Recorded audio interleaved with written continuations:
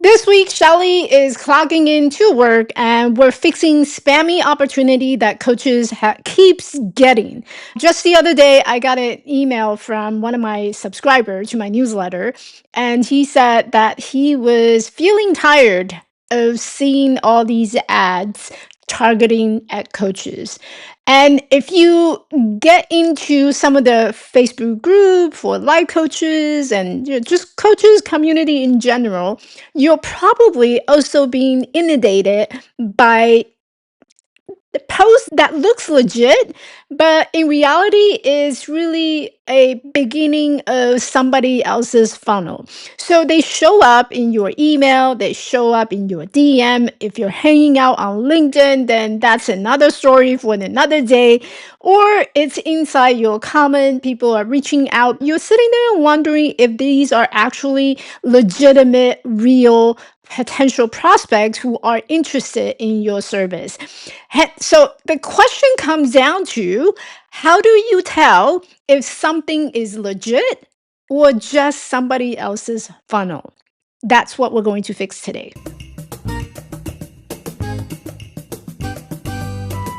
If you are new or newish life coach and you're a coach trying to get clients online, or who feel a little bombarded, or maybe a lot bombarded by all these opportunity that you see on social, and you're worrying that maybe it's a waste of time and energy to actually reach out. Do I even reach out? What do I say? How do I know, is this real?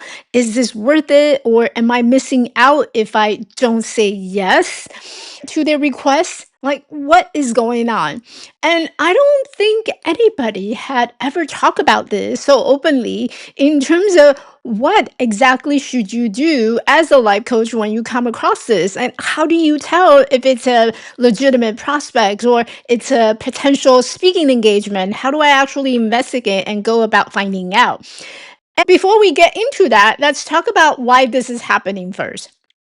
This is happening because coaches are easy target. If you think about the things that you do online, there's a good chance that you're pretty actively looking for clients and you want clients, which makes perfect sense. You have a business to run, so of course you need paying client. And where else would you look in terms of expanding your reach and reaching people globally than online? It makes perfect sense. But it also makes you becoming the easy target because you probably have listed yourself on LinkedIn. You probably have listed yourself on a Google page and Google business. You probably have listed yourself unknowingly by listing yourself. And when you listed yourself, not only will your prospect have easy way of finding you, there's also going to be marketers or people trying to sell to coaches. You're also becoming a target for them. So a lot of the opportunity it may sound good on the surface, like you get exposure, you get interview, you get an opportunity to have a speaking slot at a summit, or maybe it's a potential collaborations. But not all of them are designed to help you.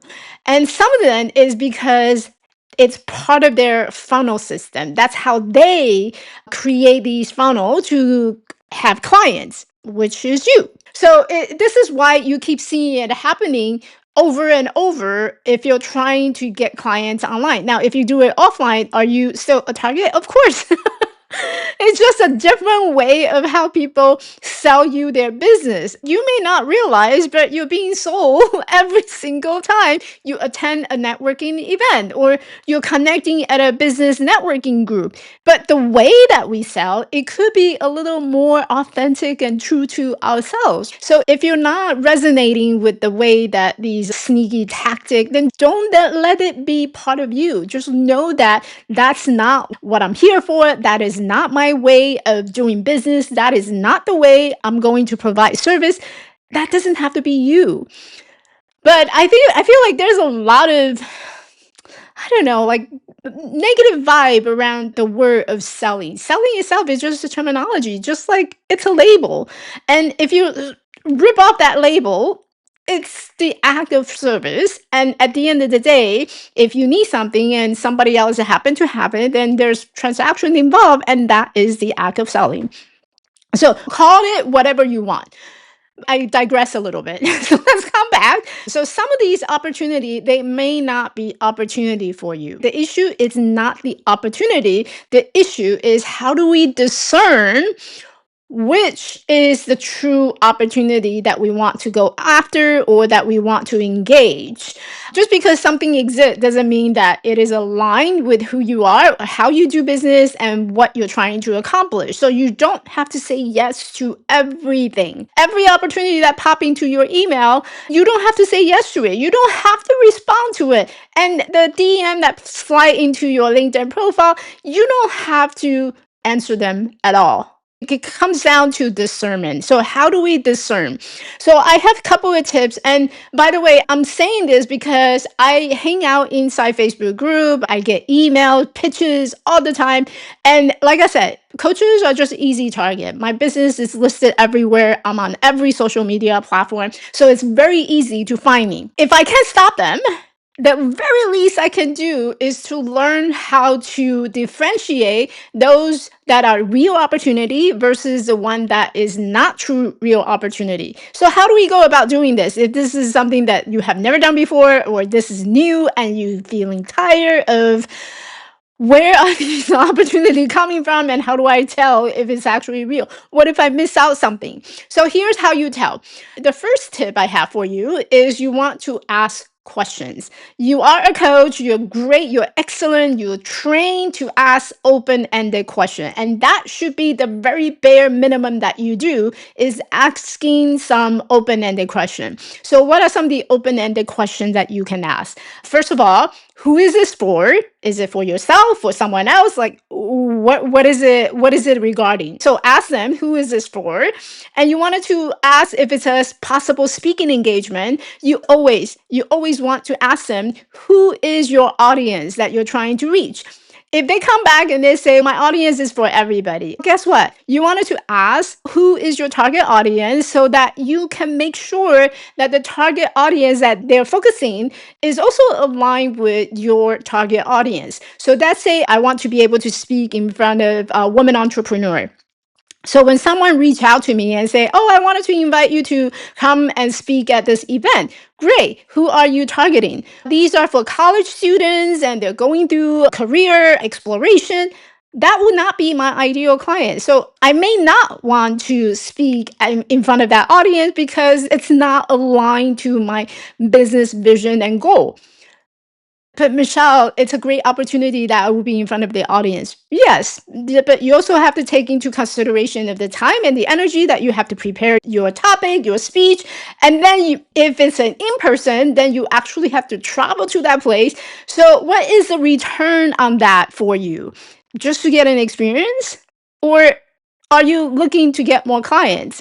That's two different goals. If you just want to get experience and get a taste of what it feels like to be in front of a big audience, then by all means, go get the experience. But if your business goal is to get clients through the speaking engagement, then you want to be more conscious and intentional about where and how you're going to deliver that speech.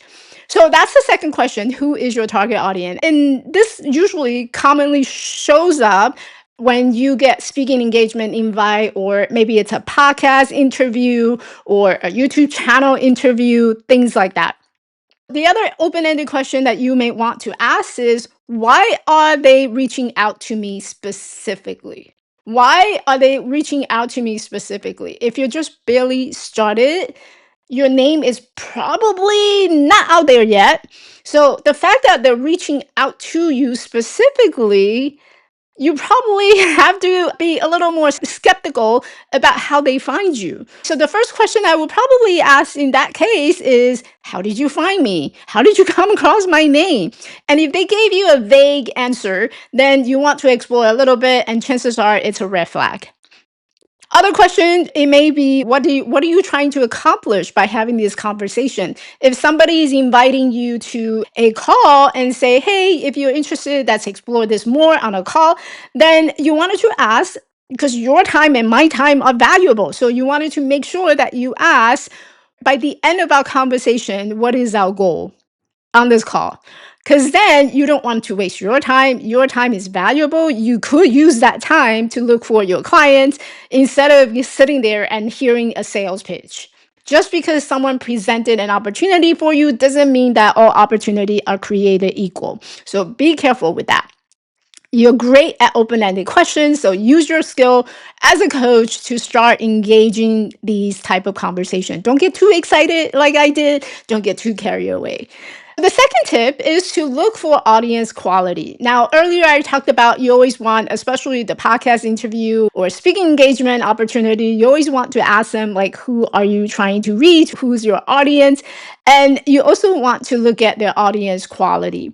Now, this is something that you might need to take some time to do a little bit of research on your own, because when you get email or when you get someone slide into your Instagram DM, which I gotten a lot lately, they come in waves. I don't know if anybody else noticed, but they come in waves. There's certain month or weeks, they just show up all of a sudden and they just flooded my DM with all these speaking engagement invite. And when you really go and do your research, it's a pay to play. So just be upfront about it. This is a pay to play. There's a small fee.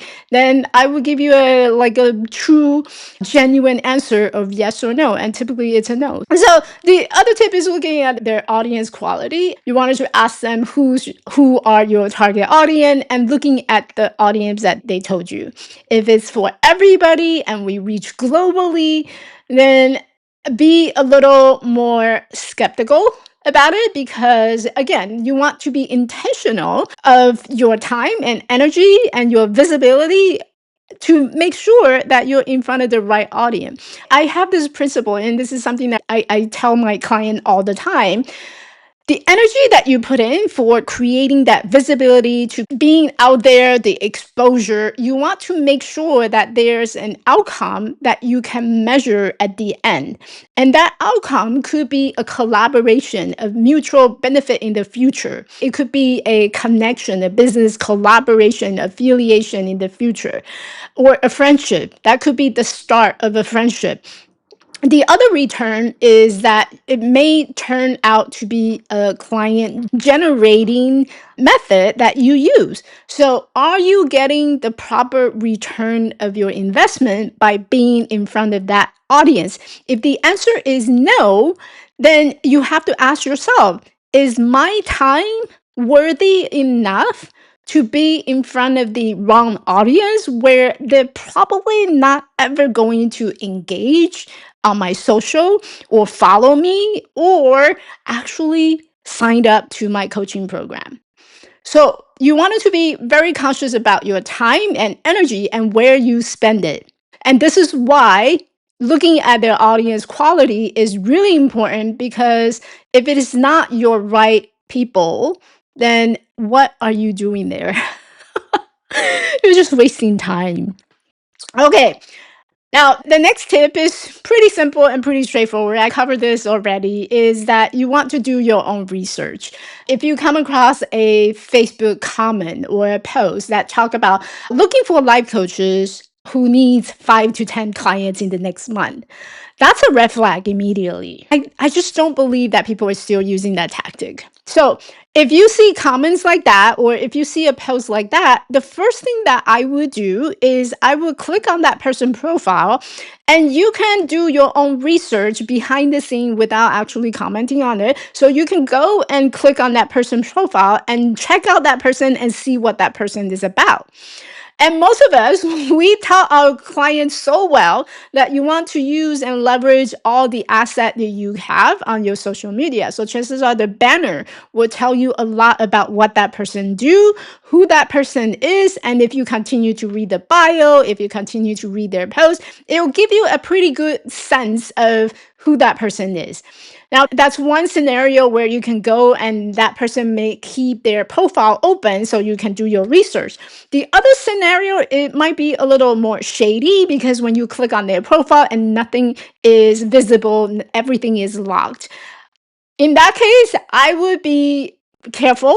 If you do decide to engage, Just know that there's a good chance that you might get a DM slide into your message. So if it's locked, that's kind of 50-50. Maybe they're not comfortable sharing their personal stuff on social. That's also a possibility.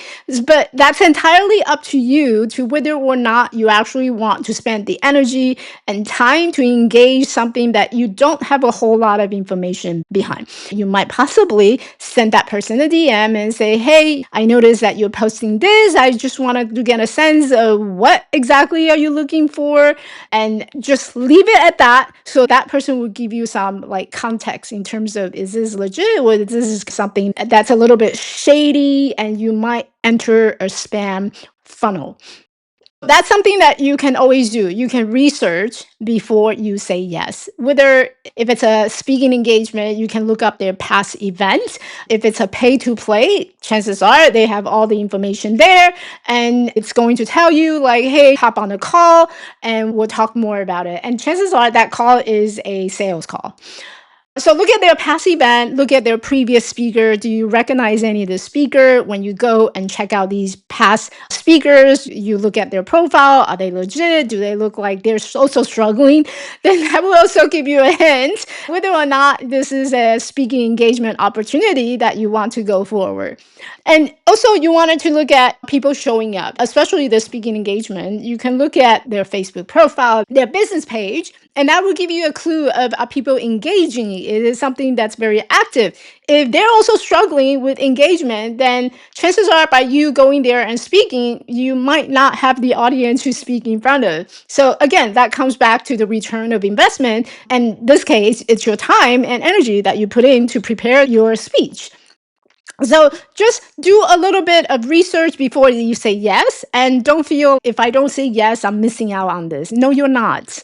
Those are the tips that I have in terms of how do you tell if someone is legit, if the opportunity is legit, or is it just another way of getting you to be part of their funnel? Is it an opportunity or is it just something that you continue to get inundated by being on social? Here's my personal belief. I feel like a lot of these spammy opportunity exists. It's because a lot of coaches are trying to get their word out, but they don't know how. And when it comes to finding and seeing and getting opportunity online and putting yourself out there, you end up feeling overwhelmed by people trying to sell to you. Here you're struggling to get clients. And I have a belief that when you can find things out there, then what you do is you create your own. I'm going to pick one place, one platform where I'm seeing myself as the authority on that platform. So I am going to leverage every opportunity I have. I'm going to post regularly. I'm going to publish regularly. I'm going to go on live regularly or creating video regularly so that I become that authority on that platform. If the right opportunity comes along, great. I will look at it, I will research it, and I will reach out and I will get back to that person if it is legit. If it is not, I don't have anything to lose because I'm still creating content that position myself as the authority on the platform that I'm taking ownership of. Instead of looking at all these different opportunity and wondering if there's a shortcut to it, to your visibility. There isn't any shortcut to your visibility. You have to show up and just taking ownership in creating content, delivering. If you're going to put out video every single week, then your audience is going to expect that you're putting out video every single week. So you wanted to own that platform and be the authority on that platform and forget about what other people are doing because there's always going to be competition. There's always going to be like people who's doing way better than you do, but that's not you. What we all need to start focusing on is what can I contribute in this little world of mine? This is my headquarters, and this is fine. This is perfectly okay.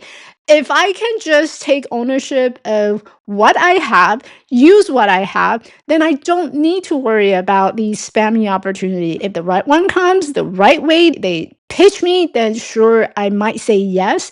But if there's not a single one that come, then over time, that's going to help you to attract better quality client than the one that just, right, you're using a shortcut to get there.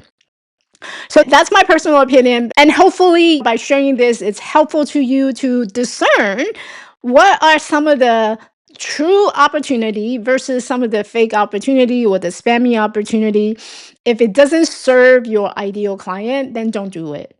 If it's not supporting your current business goal, then don't respond. If it doesn't fit your capacity and you're at your limit, your time, then just say no. There's nothing wrong with saying no, and you're not missing out on anything. It just means that you're more focused, you're intentional, you're purposeful, you're putting out your content with substance. And that's a good thing. Drop your case in the comment down below. Let me know, have you come across recently?